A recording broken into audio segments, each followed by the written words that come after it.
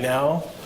Sumit Singh, who is our current officer in charge, will give us an update on what we're looking at for this weekend and into early next week. And we'll have some final comments from Andy VZ, who's our CEO and president of Pacific Gas and Electric Company. So with that, I'm going to turn it over to Scott right now.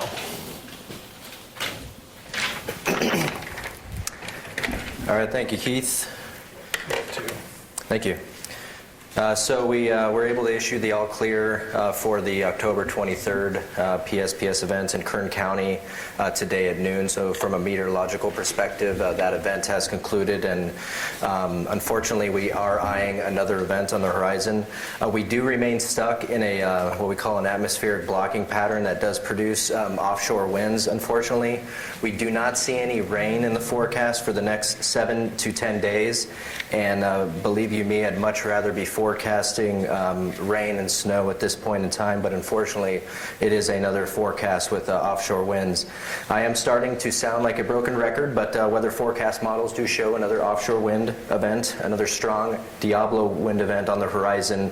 Will develop over Northern California starting tomorrow night, Saturday night through Sunday, and will be lingering into Monday. This will not be an event that we've seen in recent memory, however. Forecast models continue to suggest that this will be the strongest event of the year. And if models are right, stronger than the October 8th and 9th, 2017 fire event, and possibly the strongest of the last several years, unfortunately. Again, when does the event start? Red flag warnings are now posted across most of Northern California. They start to go into effect starting tomorrow morning at 11 a.m. in the Sacramento Valley, Lake County, and then they'll start to go into effect for Central and Northern Sierra Nevada, and 8 p.m. around the Bay Area.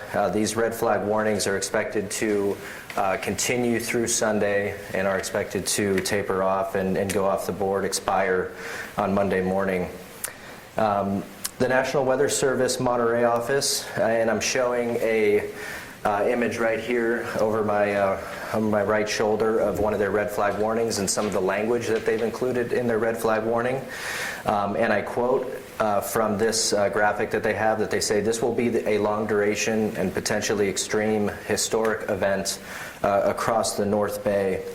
The National Weather Service is also forecasting gusts for many areas in elevated terrain, 45 to 60 miles per hour with this event. Again, these are dry offshore winds gusting to 45 to 60 miles per hour, so a dangerous situation. And we are, and National Weather Service is forecasting peak gusts from 65 to 80 miles per hour in some of the more exposed and elevated terrain throughout our territory. Northern Operations Predictive Services, the other federal forecast agency that we closely coordinate with on any high-risk wind event, is also looking at a high-risk event.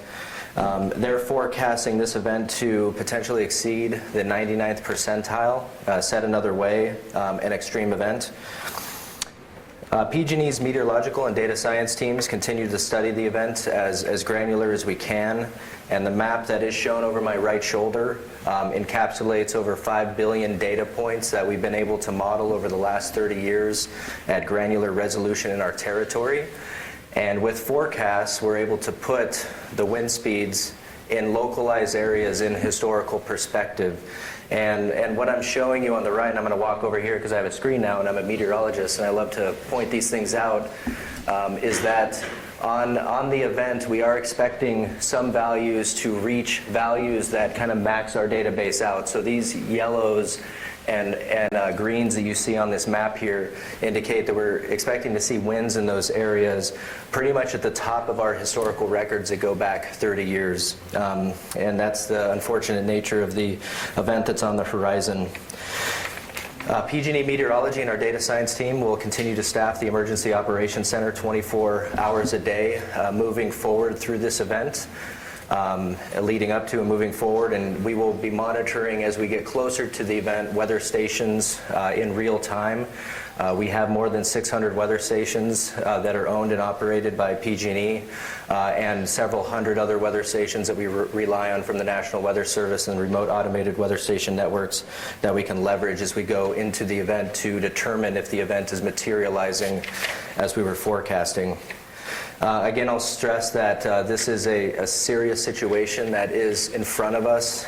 Fuels are very dry after the event that we just went through, and this will be a strong offshore and dry wind event, so we absolutely must be prepared for it. So with that, I'll stop there and turn it back over to you. So Scott, what's an equivalency of the type of humidities we might be looking at? What would be a general correlation to that? Yeah, great question. So the relative humidities in this event, and I didn't mention them, but they will be what we call bone dry, to use a colloquialism. But essentially, we're looking at relative humidities from 5 to 15% develop in this event. And to put it in kind of perspective, that's typical humidities that you would get more in the desert regions around the world. And so you can imagine kind of very dry air moving into California through this event, which is kind of exacerbating the fire risk. Good, thank you. Appreciate it. Mark.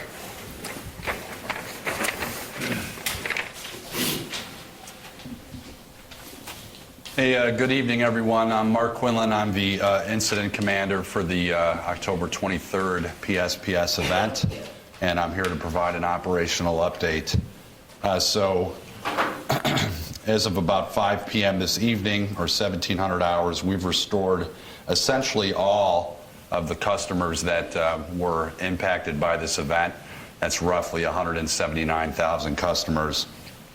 These customers existed in 4 general areas of the service territory for us. There was a pocket that was in the Sierra foothills, a pocket that was in the North Bay, and then 2 individual counties, San Mateo County on the peninsula, and then Kern County down in the southern end of the state. Essentially, all of those customers are restored at this time. The exception is in Sonoma County. We have about 1,000 customers as of the start of this press briefing that remain out of service. That's primarily due to the Kincaid fire. That is an active fire that CAL FIRE is in charge of the incident. We are reporting in under their command. We do believe that we will be able to reduce the impacted customers to roughly 700 customers by the end of the evening. It's important that we work together with CAL FIRE. They own the scene. They own the entire footprint of the perimeter and the adjacent areas to that perimeter. And we want to stay out of their way and support them wherever we can. And while they fight the fire, in addition to that, we want to look for opportunities where we could restore service. So from a numbers perspective, we had 6,000 on-the-ground resources and 42 helicopters that supported that restoration effort. We were able to restore 93% in about 11 hours after we got the all clear. That was really enabled by that heavy air and ground attack. So we're pleased with that progress, and we're looking forward to getting the final customer restored when we're able to do so. In terms of damage findings, we've reported 9 reports of damage have come in and have been confirmed by our field crews. Several more damage cases have been submitted, and they're in the process of being reviewed. Most of these are tree-related events or debris, things that are making contacts of with our lines. And when we have foreign material get into the electric system, that could cause arcing, it could cause sparks, and then that could cause fires. So each damage case we find is representative of a potential fire ignition. And so that's really the foundation of the Public Safety Power Shutoff plan, is to remove that threat. So with that, we are tied in, as I said, with CAL FIRE. We do appreciate the efforts of the first responders out there to keep the community safe. We're supporting them to keep them safe from energized equipment and some of our gas system as well. And we look forward to working with them to obtain full containment on that event. So with that, I will turn it over to Sumit Singh.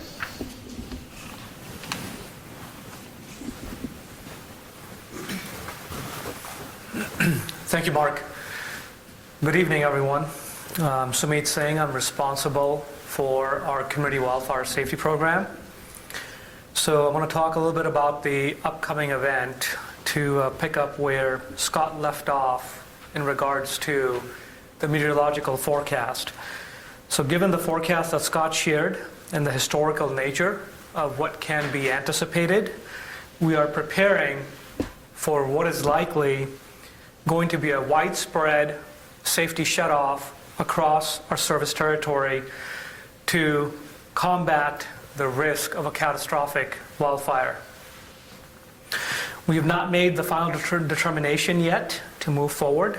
We expect to make that decision at 8 a.m. tomorrow, which is Saturday.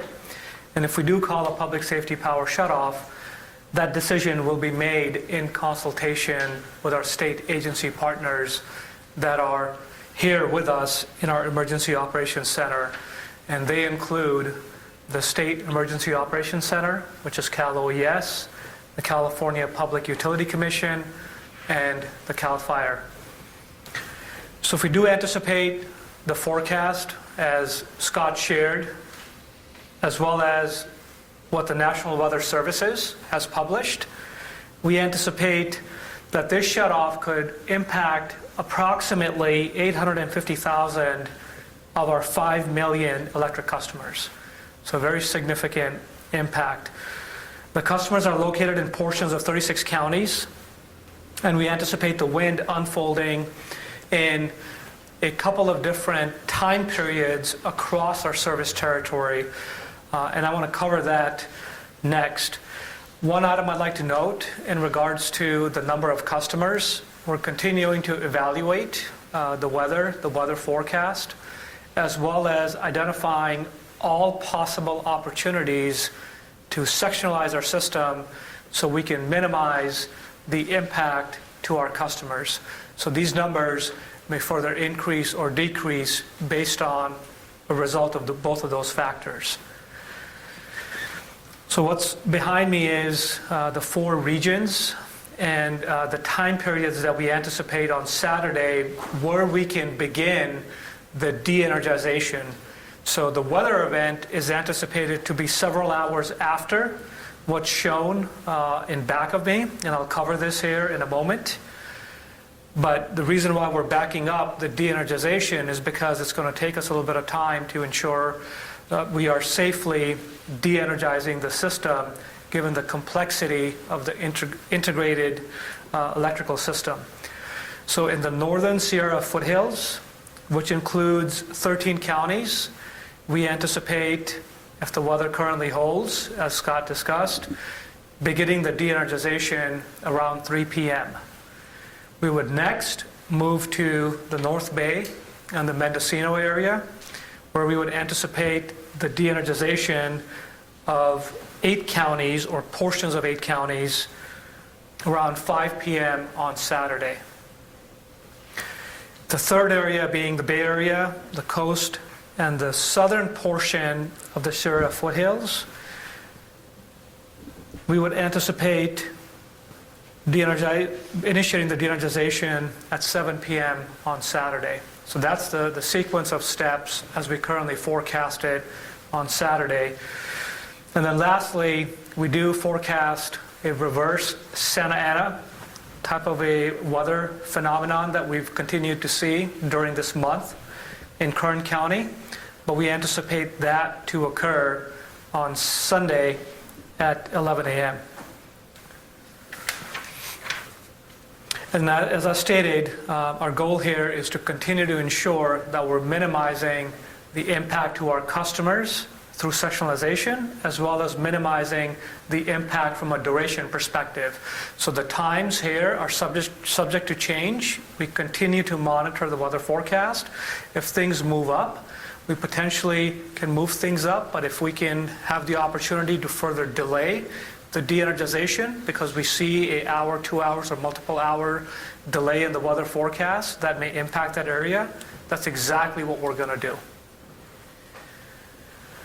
We are asking our customers to prepare for outages of 48 hours or longer, given the potential duration that's currently being forecasted for this event. At the moment, we are forecasting that the weather is going to subside Monday afternoon from our service territory. That's the best forecast we have at the moment. Now, we anticipate that as we get closer to Monday, we'll have better line of sight into what that exact timing looks like by our geographic footprint. In regards to customer notifications, we began our 48-hour customer notification starting yesterday via phone, email, and text message. We're also initiating our 24-hour customer notification today, and we'll do another notification 4 hours before a shutoff. Now, one thing I want to clarify is if you do live in one of the counties that have been listed that we've showed here, but did not receive a notification from us, then you are not currently in an area where we anticipate that that power could be turned off. And again, that's the best information we have at the moment, and as that weather changes, we will provide that update. So if you've provided your contact information and did not receive a direct notification from PG&E, you're not part of the shutoff at this specific point in time. Some of the additional things that we're doing in regards to coordination, we're working very closely with our state, county, local, and tribal agencies for preparations. We are continuing our twice-a-day state agency calls with the entities that I discussed, and 3 times a day discussions with our potential impacted counties. We've also assigned dedicated points of contact to each of the impacted counties so that we can provide and be responsive to all of their needs and supportive to the best of our capacity. We are also working with some of the key critical facilities, similar to what we did during the October 9th event. Some of these include transportation agencies such as BART, Caldecott Tunnel, Tom Lantos Tunnel, to ensure we're working with those respective entities and providing temporary and backup generation where we can, so we minimize the disruption to the communities to the extent possible. We also have 28 locations that have been confirmed in regards to the customer resource centers. And our goal is to ensure we have at least one customer resource center in every impacted county. Now, some of the counties are obviously going to have more locations, and we're working hand in hand and in partnership with the respective counties to identify the locations and ensure they meet the appropriate provisions and requirements, and working to be able to deploy these at scale to the extent possible. Looking down the line, once the weather event does pass, I think everyone is pretty familiar with the process that we employ now, which we're, again, forecasting at the moment by mid-afternoon on Monday. We will immediately begin our safety inspections. So for the prior 2 events, we've had nearly 6,000 resources and qualified personnel that have supported this effort, including more than 40 helicopters, as well as leveraging support from external agencies to bring aerial fleet safety patrol capabilities to bear. We're doing all of that, and then in addition to that, a couple of days ago, given what we were anticipating here, we've already reached out to our peer companies across the nation to bring in additional qualified personnel to help us in regards to do the safety inspections and the restorations through the established mutual assistance program and effort. And we've gotten traction as part of that effort. We requested at least 1,000 additional qualified personnel through that effort. Once we've completed all of our inspections safely, we will be doing the damage assessment, ensuring the repairs are completed, and ensuring that we're completing the repairs for a safe restoration.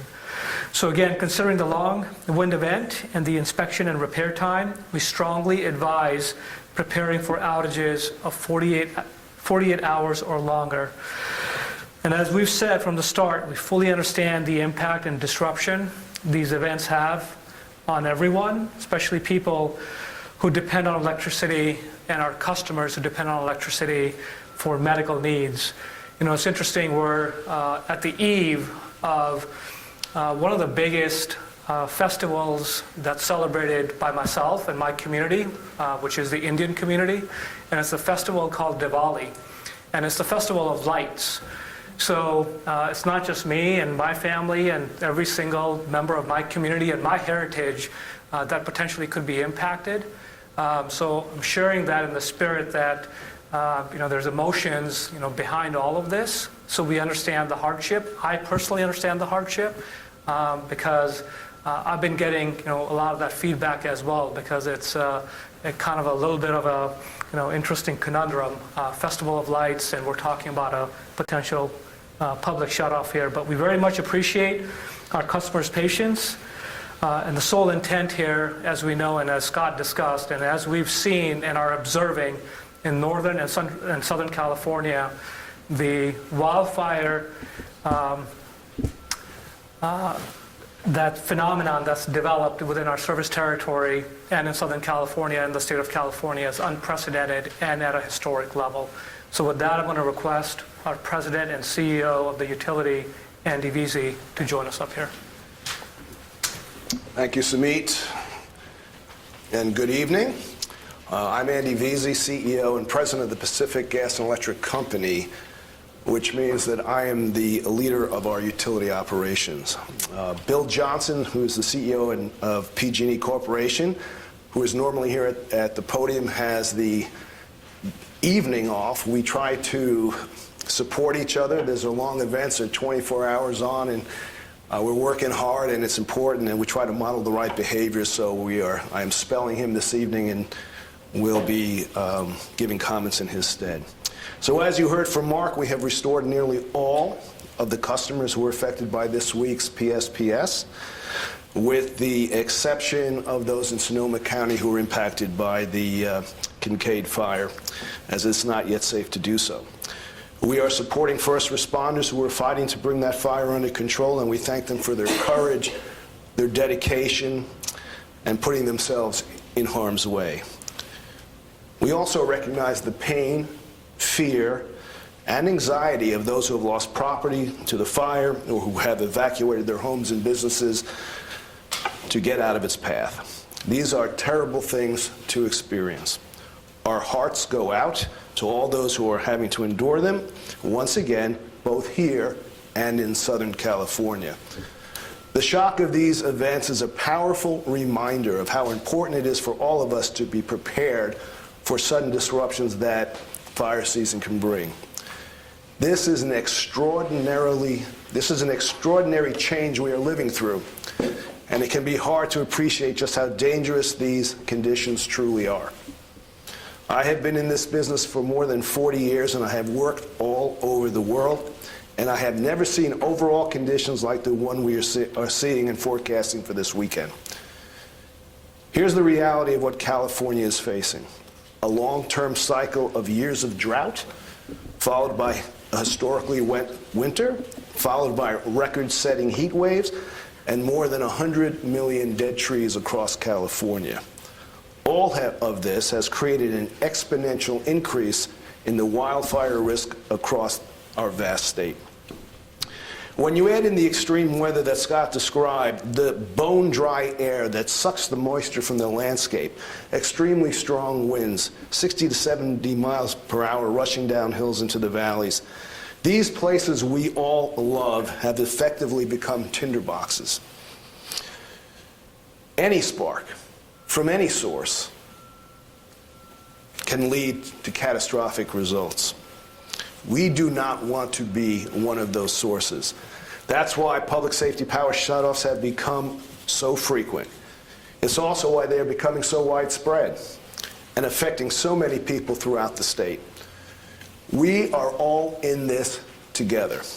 We must adapt together, and we must find solutions together. We agree with the governor and others that there will need to be a policy discussion at the state level. There will be a time and a place for that, and we will be glad to be part of it. But right now, we need to focus all of our efforts on getting through this next extreme weather event coming our way. We need to do that safely, and we need to do it together as Californians. In terms of this next potential shutoff, we first alerted customers last night about 48 hours in advance. We are doing so again now 24 hours in advance. If you receive notification from us about the next potential shutoff, we strongly encourage you to begin preparing for that extended outage. Take time to prepare yourself and your families and your friends while we have this short pause between the last event and the one ahead. Be sure you have a plan. We have resources at our website, pg&e.com, to help you with that. If you have not yet signed up for automated advance notifications of the PSPS, please take this opportunity to do so as well. Charge any devices that you might need, have water and non-perishable foods at your disposal, and if you have special medical needs, please be sure to have access to support and resources if and when PG&E power is not available. As Bill Johnson has said, none of us wants to live without power. We know it's a hardship on everyone, on our families, on kids, on seniors, on businesses, and on our overall way of life. But at this moment, it is part of our lives here in California and part of keeping ourselves safe in these extraordinary circumstances. Before I close, I know there are a lot of questions about what happened with our transmission tower in the area of the Kincaid fire, so let me address that. As for potential causation, we have no further information at this time beyond what we provided in yesterday's electric incident report. But I will reiterate that no matter what the cause, we are saddened by the loss of property in this fire. Our thoughts are with all those who have evacuated, and again, we thank the first responders on the scene for their enormous efforts to contain this wildfire. With that, let me turn to your questions, and I'll invite Sumit and Mark up. Come back up. Scott? So again, just a reminder, we have a dial-in line. We have mics in the room, so we want to be able to hear the question on the phone line. So anybody have questions for us? Hi, Shwanika Narayan with the San Francisco Chronicle. Of the 1,000 customers that are still without power in Sonoma, how many of them are expected to have power restored before the second shutoffs go into place? It's a good question. Right now, we don't know because we are under the direction of CAL FIRE in terms of having access to the scene. I can tell you that from a public safety power shutoff perspective, we're in an all-clear state, and we've restored everybody that we can. Now it's just a matter of coordinating with CAL FIRE, and when they give us access to the scene, we can go in there and get people back in lights. Got it. In terms of just the causations, you have no other information about what caused the fires or anything else that you would like to provide an update on? We don't have any additional information in terms of causation. Okay. Those investigations are ongoing, and we're going to support them fully. But what I will say going forward, that when we experience something like we experienced with the operation of a transmission tower, the question has come up, why wasn't that de-energized? We talked to the protocol, we talked to the higher standard that bulk transmission is designed to, and according to the integrity of the protection schemes and relays. What we have done is we've taken information based on the event that we saw, revisited and tested our protocols against them, and as a result, we have looked to do much more refined analysis of wind speeds given the topography that those assets may find themselves in. Meaning that a lot of the weather data that we have is at relatively high levels in the atmosphere, and we predict those wind speeds. What we also recognize is some of these assets may be seeing stronger winds based on the topography where they are. So we're trying to get a better view as to how we translate our meteorological data into the impacts on those kind of assets. So the one thing I can say as a result of what happened yesterday is we have revisited and adjusted some of our standards and protocols determining when we will de-energize higher voltage transmission lines. Okay, and if PG&E is found to be a cause of the fires, where does this leave the company? Well, what I would want to speculate, and I will not engage in a hypothetical, but what I will say is that there will be time to take a full look at this event. Right now, as the head of the utility and working with these gentlemen behind me, we are focused on this event ahead, and we can have that conversation when we get out of wildfire season. Okay, one more last thing. Sure. In the event, if there is a cause and PG&E is found to be at fault, as far as I understand, if there's damage to more than 500 structures, investors have the chance of pulling out of financing from your bankruptcy exit. How confident are you in your bankruptcy exit plans at the moment? Well, I'm not going to be able to answer that question for you because I'm not an expert in that part of the business. But I will say that everything we do right now is looking at this event ahead of us to ensure that we don't have similar events coming forward and that we make sure that we all can get through the next weather event safely. And then we'll have those conversations. Thank you. Go over here. Hi, Shia Levitt with KQED Radio. I'm wondering, you mentioned this a little bit in the answer to the last question, but how will the decisions of where the thresholds are for what wind speed triggers shutoff, specifically for transmission lines, might that be impacted? Might that be changed? And how would that be changed? I mean, well, as I said, every day that we experience power shutoffs and the events, we constantly bring information and data in from the field from our experience, whether it is the way we plan it, the way we execute it, or the way we restore it. And as if you noticed, our speed and restoration has improved because we're learning all the time. But to answer your specific question, I'm going to turn it to Sumeet Singh to answer that. Yeah, so we have, as Andy mentioned, in terms of establishing the thresholds for transmission, they tend to be higher.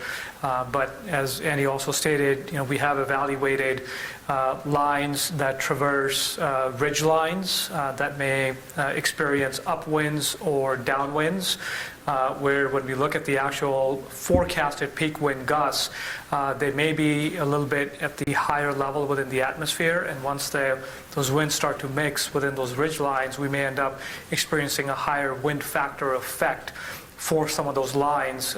So in those specific instances, we are including potentially some of those types of lines as part of the 1026 event. We're also evaluating additional granularity on the topography, where there's potential a wind tunneling effect that's created based on ridge lines on either side of the transmission lines, and those are examples of some of the things that we've incorporated within the last 24 hours. so I guess, I mean, the transmission lines are higher voltage, sort of like highways in the delivery system of energy, right? Compared to small surface streets or whatever. I guess the question is, aside from ridge lines, are the standards, like it's been a higher threshold to shut them off because it's maybe more important bringing energy in through larger distances? Is there any addressing that? Is that going to change at all, that threshold being higher? Well, we can get into the technical details, but our thresholds are designed to ensure that we do not have events that will cause catastrophic wildfires. The bulk of those events are caused by debris contacting with lines. So that's why we use historical data on wind and where that's happened. You tend to find that is much more prevalent at the distribution level than the transmission. But I want to be clear that our criteria for de-energization is public safety. And if the choice is between public safety and sustaining the transmission system in connection broadly for bulk power transfer, we will take the decision for safety. That said, we're talking about tall steel lattice structures. Right-of-ways tend to be much different when you're talking about transmission. A lot of standards for the transmission set have been set at the federal level. But if we ever believe, and our protocol is designed to ensure that should we have a high probability of impact because of wind speeds, based on historical data with vegetation or other debris, we will de-energize. We have de-energized 230 kV lines in the past, and if our protocols require them, we will in the future.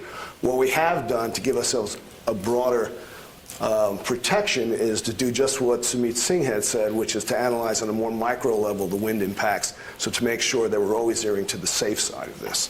And then last question, if more transmission, if there's new thresholds that lead to more transmission lines being shut off at lower thresholds, what will the impact be in the power shutoffs? I can talk at a high level, and then I'll offer to Sumit or Mark to give more detail. The challenge that you have is you correctly pointed out that the highest transmission voltages are part of a network for power broadly.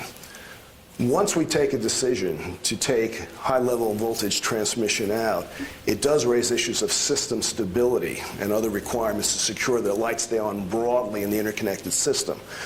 In order to maintain system stability, we have to make sure that if we take certain lines out, that we compensate and take load off the system as well. And load off the system translates into more customers off, right? That's the major impact. And as we've said before, when it comes to de-energization, we will always err to public safety, but the impacts are more significant. Not in all cases, but in certain cases, depending on the particular transmission element that's taken out of service. I think Janet has one in the back over here. Two questions, and one is kind of a follow-up on what we were just hearing. Janet Kasiyama with KTVU. So first of all, just so that I'm clear, we understand that you have been going through, and we saw the pictures of the debris going into the lower transmission lines, but to what degree of confidence do you have in those upper transmission towers, or if you will, being able to sustain any kind of wind? Has there been routine maintenance on them? Have you sent people out to go check those to make sure that they are in fact able to sustain whatever level they're supposed to? And could you please tell us what that level is? Yes, and we'll talk to all those, and I'll ask Sumit to. Yeah, so as part of the effort earlier this year, we took on performing the enhanced inspections for all of our transmission towers, which is the steel ladder structures and the wood poles, as part of our wildfire safety inspection program. And we completed a lot of that work for all the transmission lines, all of the distribution lines, and the substation lines. So in this specific case, for the towers and this line, potentially that's we filed the EIR for, we did perform that enhanced inspections. This included climbing inspections, so it included qualified personnel that climbed each of the respective towers that were in the high fire threat districts, looked at each of the respective components, the condition of those components, captured photographic evidence in regards to the condition of the equipment, and then in addition to that, we also completed a drone inspection. So we actually had drones that we brought in to be able to capture high resolution imagery, to be able to identify different angles that we're not able to capture as part of the climbing inspection itself. And then we had individuals in the back office, qualified engineers, linemen, to be able to review the condition of the components based on the high resolution imagery that was captured through drones, to identify if any correctives were needed. If so, ensure that that work was appropriately prioritized and completed. So that work was, the climbing inspection was done in the February timeframe for this line, and then the drone inspections was done roughly in the May timeframe.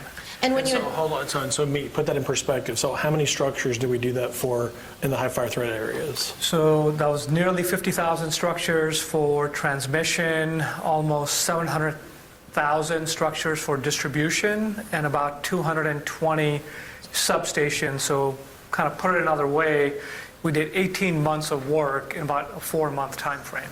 And when we're talking about the scope, you had mentioned previously in other news conferences that these, I can't remember if they're separators or sectionalization devices. When you're looking at this scope of this 1026 event, did you install those in any of the areas that we are seeing? And are we seeing fewer as a result of the installations, or is this one of those areas that are on the list to be installed and have not yet been? So we've installed more than 200 sectionalization devices on the distribution side, and I don't have that exact number in terms of the footprint, but I know some of the footprint has been similar to the prior PSPS events in October. And then I could tell you, for example, the October 9th event, because of the sectionalization devices, we were able to maintain service and not disrupt service to 77,000 customers. We haven't done that same analysis for this footprint, but I anticipate that as a result of those sectionalization devices, we have been able to ensure that some of the customers that are in the non-high fire threat districts are not impacted. In addition to that, our operations team is continuing to do the work for both transmission and for distribution to see if we can continue to further segment and leverage our current sectionalizers that we have, as well as identify potential alternative supply paths so that we can continue to maintain as many customers in service as possible during this event. And just following up, you said 77,000. Where were those located? They were across the footprint of the impacted PSPS event from the October 9th event. The one that impacted 738,000 customers. Do you know what counties or what areas? I don't have that offhand.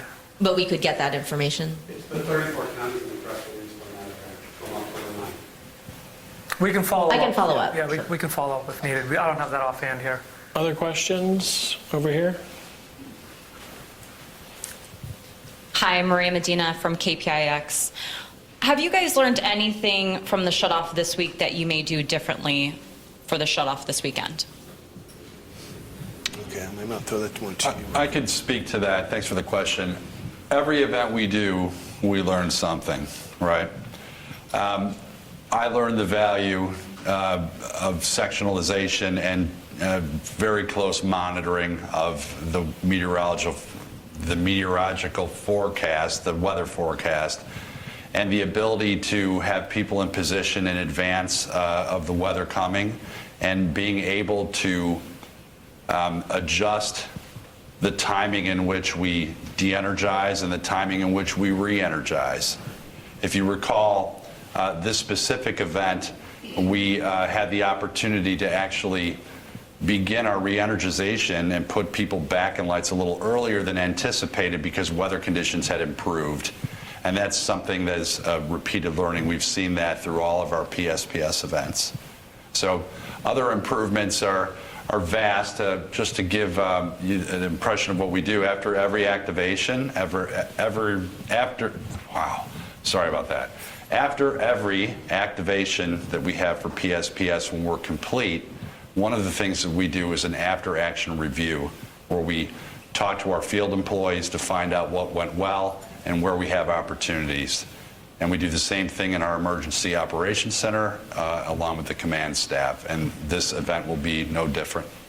I think also looking at the scope of this coming event, we also put out a call early for mutual aid for 1,000 additional workers, knowing that there'll be significant work to do. So I think that's a learning also.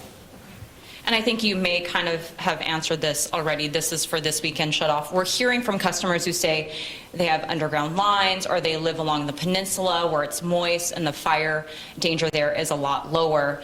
And they're wondering, they're not understanding why their power is being shut off. Can you address that? Sure, and it comes down to the basic design of the electric network. It's interconnected. And so depending on where our source is and where our load, where the generation's coming from and where the consumer is who's using that power, and the part of the network they're using, it could be connected broadly across large areas, and some of those areas may be impacted.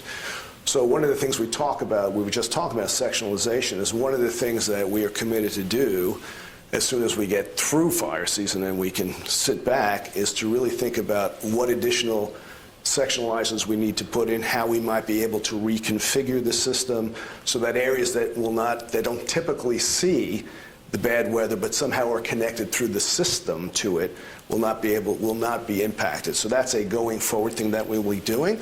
But it all comes down to, if you think about the things that we're putting forward, recognizing that continuing to do public power safety shutoffs is not where we want to be. And our program has the following components. It's the enhanced veg management that we're already committed to. It's the hardening of our system to be more robust against the debris and other things that impact our system. It's looking at distributed generation sources. Right now, we are on an as-needed basis looking to put generation in where it's critical, but where should it be on a more long-standing basis to give us more flexibility with our system? It's the increasing sectionalization so we can reconfigure, and it's what we're calling creating these resilience zones, or actually moving with more microgrids. So all these things are part of the longer-range program, so it will allow us over time to continually limit the scope and the need for these type of opportunities. But it does take time, and while we're moving forward, we will be enhancing our ability to move forward with all these things, so as we go forward, that the need to call these type of events and how the impact of these events will be more limited. Last question.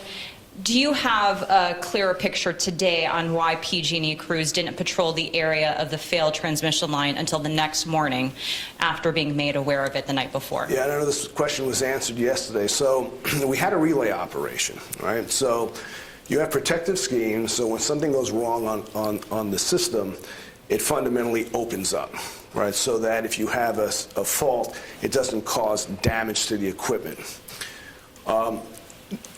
It opened, and we got the alarm. Now, one of the good news stories is because we lock out all our reclosers, normally when a relay will open, automatically we'll reclose to see if the fault has cleared. Meaning power will come back to it. Meaning power will come back to it. But that also, if the fault doesn't clear, you can have more sparks, more arcs. So that worked well. It didn't reclose. In fact, the line is still out today. We got the alarm, and don't hold me accountable for specific times, but I think around 9:21 in the evening when it came to our transmission operating center, we saw the alarm. What happens quickly then is you do an analysis to see what it's showing you and where the problem may be. We dispatched qualified electrical workers to the site. They were there within 90 minutes, but at that time the fire was already ongoing and our people could not get to the structure. So our people did respond within 90 minutes, but we weren't able to get to that structure because the incident was already in CAL FIRE's hands, and we were prevented from doing that for safety reasons, which was correct. Okay, anybody else? You have one over here? When is the next media briefing? 5:30 every night until we're through the weather. So I would anticipate, obviously, through the weekend. Scott's telling us sometime Monday for a weather all clear, and then we'd start doing safety patrol. So I would, I would go ahead and plan in your phone or whatever, your planner, 5:30 every night for at least the next 3 to 5 nights. Okay. With that, we got one more question. Clayton Rugelo, KTVU. I'm wondering if there's photo and evidence of the inspection of the towers near Kincaid Road, and if so, will those photos be released? Well, the answer is that we, as Sumit said, that there were inspections, there were drone inspections, and there were photos. You're asking me the question if they'll be released. I can't answer that, but we do have from our inspections and our inspection reports. And I would imagine... There's an investigation with CAL FIRE, and we're going to support that. Okay. Thanks, everyone. Appreciate it. Have a great night. Thanks for being here.